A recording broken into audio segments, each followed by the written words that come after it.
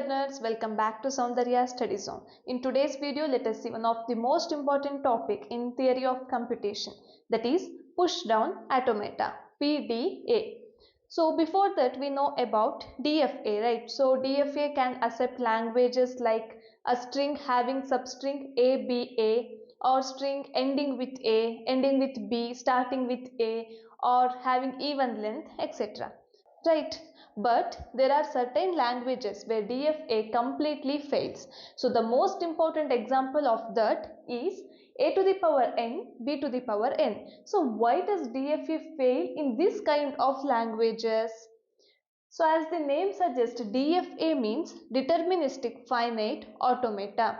Finite automata, which means DFA has finite memory. So what is the limitations of DFA? DFA has finite memory. So this is the reason DFA can't handle A to the power n, B to the power n. So A to the power n, B to the power n means number of A's equal to number of B's. So n can be anything, right? So n can be infinity also, but DFA has only finite memory. So it can't handle this kind of long patterns. So A to the power n, B to the power n can be in the form of AB, AA, BB, A, B, B, B, like this. So here A equals to 3, B equals to 3. So here we have to match the number of B's with number of A's. Clear? So what is the number of A? That will be the number of B's. So this can't be handled by DFA. So we need a machine that is more powerful, which can hold the memory of the past element so that we can use it in the future. So what is the solution for this? The solution for this is PDA. So a more powerful machine. So in simple words, we can say PDA as FA plus stack, which means take finite automata as it is and attach stack to it. Clear?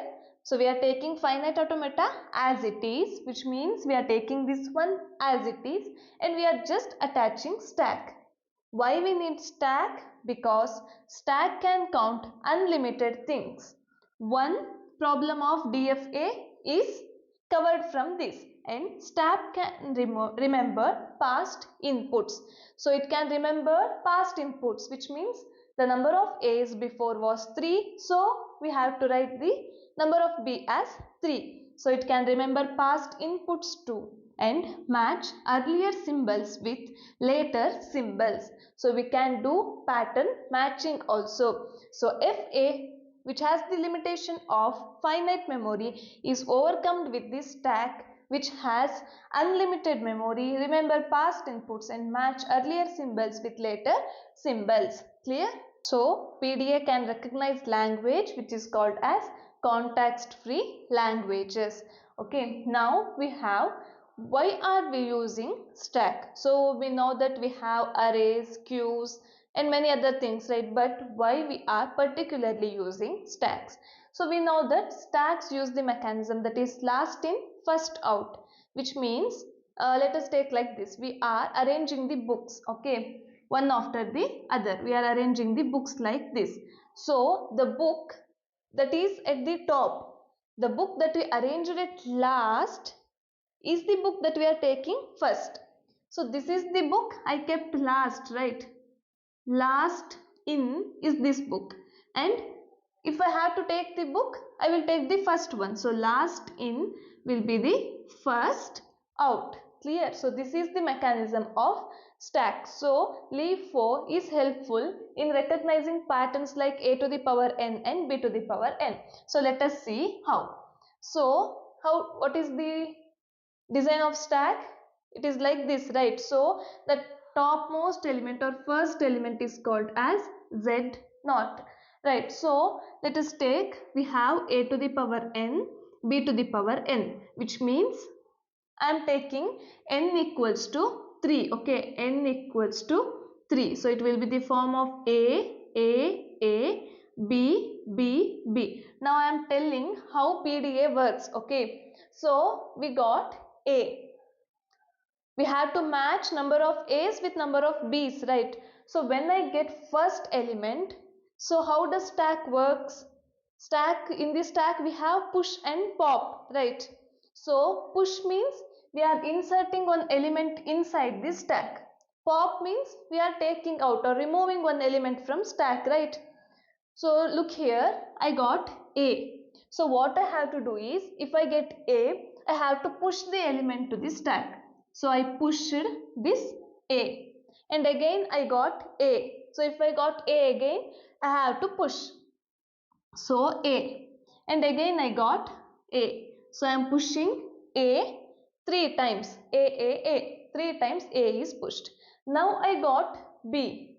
Do I need to push B here? No, I have to match number of A's with B's, right? So I am popping this A out.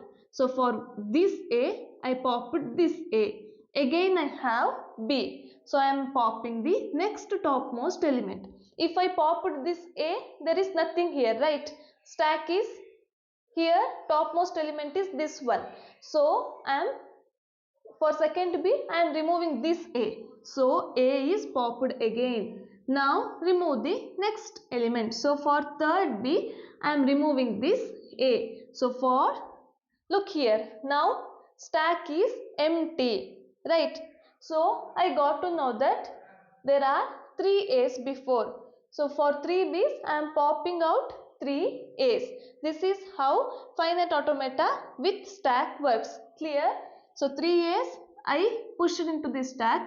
When I get B, I popped this B. So it will get 3 A's with 3 B's. So if it is no element, then stack is empty. Clear? Now you may get confused like what to do in the case of A, B, B. Can PDA recognize this one? No, right? PDA can't recognize this one. Why? So here we have A, right? I pushed A inside the stack.